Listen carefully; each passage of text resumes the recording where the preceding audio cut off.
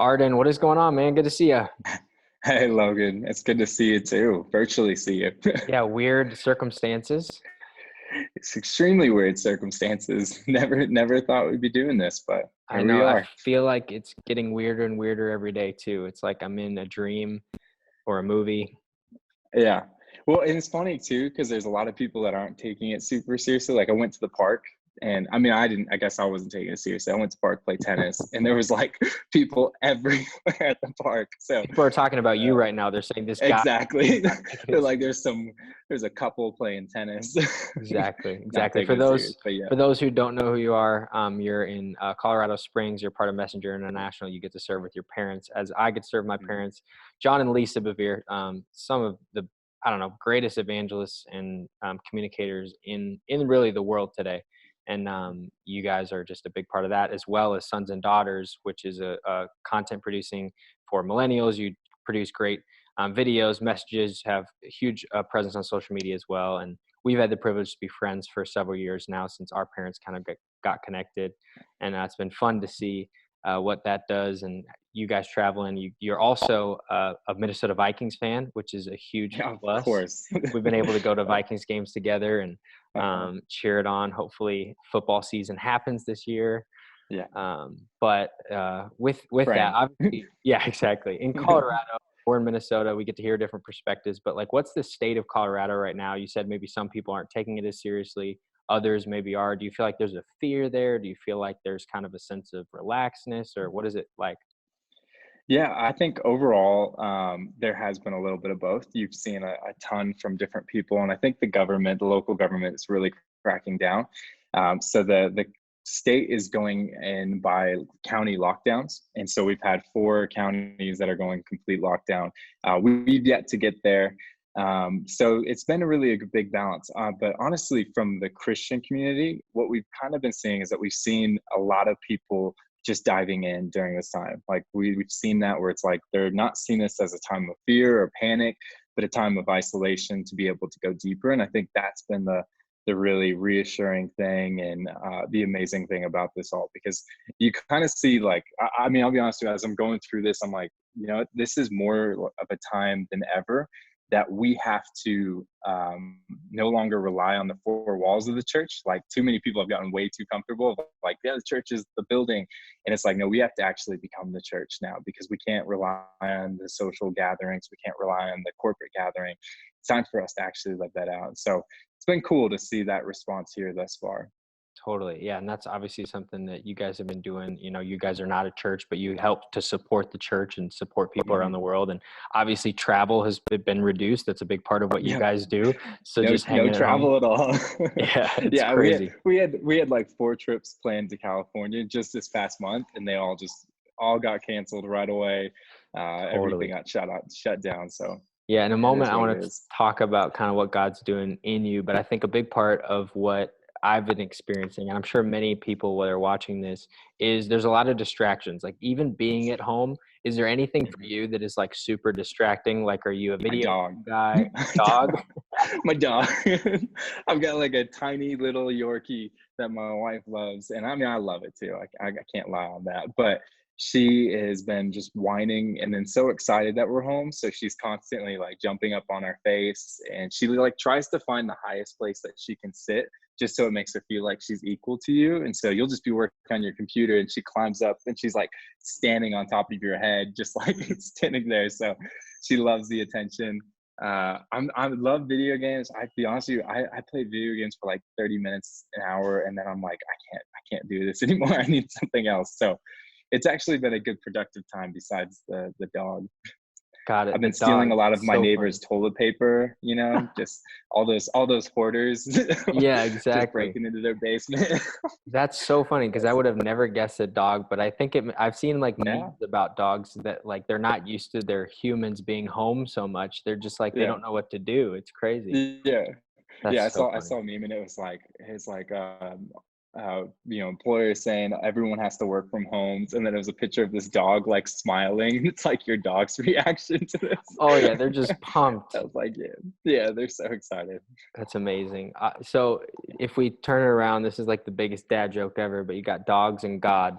So talking about God, I'm not a There you dad go. yet, but I'll be a killer at dad jokes whenever we get there. Yeah, But I believe so it. talking about what God's been speaking, because there's these distractions. There's also a lot of work that needs to be done. But I think what you said earlier is important, is that God has given us this time to kind of rest and, be, like you said, kind of isolated of ourselves, not in isolation to God or isolation to each other, but really from the distractions of the world. What Yeah. maybe this season is where your trips are being canceled, where kind of the ministry that you are doing is maybe changing a little bit. What is God speaking to you in this time? Yeah. Well, what I've been communicating to our team is honestly, actually, Isaiah has been sticking out to me. Or no, not sorry, not Isaiah, Elijah. And with Elijah, you see the beginning, he goes through two like wilderness periods where he's completely isolated. And the first one, he's alone, and all he's doing is he's drinking from a brook, and he's relying on a raven to bring him his meal every single morning and night. And you see within those two time periods is the first time he comes out of isolation and he walks in the fullness of his ministry. He comes out, he instantly heals the widow's boy. He goes and he kills all the prophets. He calls down fire from heaven. And so you see all the things that happens right when he comes out of isolation is because of the preparation that came from that period in isolation. And then there's the second part of that. And the second part of that is he goes into isolation after running from King Ahab or Jezebel. And the second part of that is the instilling into the next generation. And so I've been kind of talking to our team is like, hey, during this time period, it is a time period where God is going to cause a natural shifting, where we cannot stress enough that we have to step into being in the church, where there's a natural need amongst the world. And there's going to be a lot of people searching for, hey, like what is the destiny for my life. They kind of came face to face with mortality and kind of being like, I need to find my creator. And so there's going to be a massive harvest field. Sorry, my brother started calling me. There's going to be a massive harvest field. I don't know if he's going to jump in, but there will be a massive harvest field, and God's just using this time period to prepare. When I was actually in college, I lived like 40 minutes away from the college that I was going to, Bible college at Hillsong. And everyone thought that was a huge downfall. And I thought so too. But what I noticed is that during my time when I was kind of further away and isolated from everything, it made me kind of second guess a lot of things and being like, do I want to go hang out with these people, or do I want to spend time actually reading? And I'm like, do I want to drive 40 minutes? Is that worth it? Or an hour? And I was like, no, I'll go ahead and read. And so during that time period, I remember God caused the largest amount of growth in me, because I chose Him constantly. I didn't binge watch Netflix. I didn't binge watch all the things. I didn't play a ton of video games. I actually dove deep into my time of isolation. So you can come out of isolation kind of, your eyes get like, dazed because you've been watching so much Netflix or playing so much games, or you can come out with clearer vision than you ever had. And I think even for this year of 2020, there's been so many things prophesied over, it's going to be the year of vision. It's the 2020, like that's been destined over this year. And we've seen so many hardships already at the beginning of the year. I mean, what promises of God don't come without hardship? And so oftentimes there's that hardship that prepares God's people in order for them to walk into that promise that He set before, and so that year of vision. So that's what I've just been seeing and believing, That's awesome. as I've been isolated and Totally. That's quarantined. so good. And I think coming out on the other side of this, like, we don't know when that's going to be. And it's like, Yeah. we just entered this like 2 weeks of, shelter in place. You guys are doing it by county. Maybe, that's happening Hmm. soon. It's just like, there's a lot of uncertainty, but I think exactly what you said. It's like, use this time to grow. And I feel like that's kind of been the message. We've been doing a lot of these interviews. That's kind of been the message. Everyone has a little bit of a different angle of what God's been speaking to them. But Yeah. I think the biggest theme of it is don't waste this time. Don't waste it. Use it. Let God speak to you, whether that be like 40 minutes in the car or 4 weeks in your house. Hmm. God wants to speak to you. So that's so good, man. I'm Yeah. glad we got to talk. Yeah. One more thing. Yeah, Go well, for it. no, I was gonna say, don't be a victim to the circumstance. Like, a lot of people are losing their jobs and going through tough different situations right now, and we can't become a victim. Like, you can look at it and be like, "Woe is me, I'm going through this," or you can really take challenge over this season and not allow this season to happen to you, but you actually get something from this.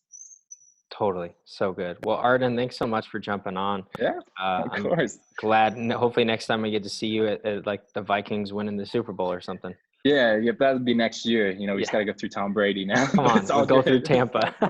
We could do it. Hey, man, it's an honor. I appreciate you taking the time to call me. Totally. Yeah. You take care and have a great time at home. All right, you too. Yeah. See ya.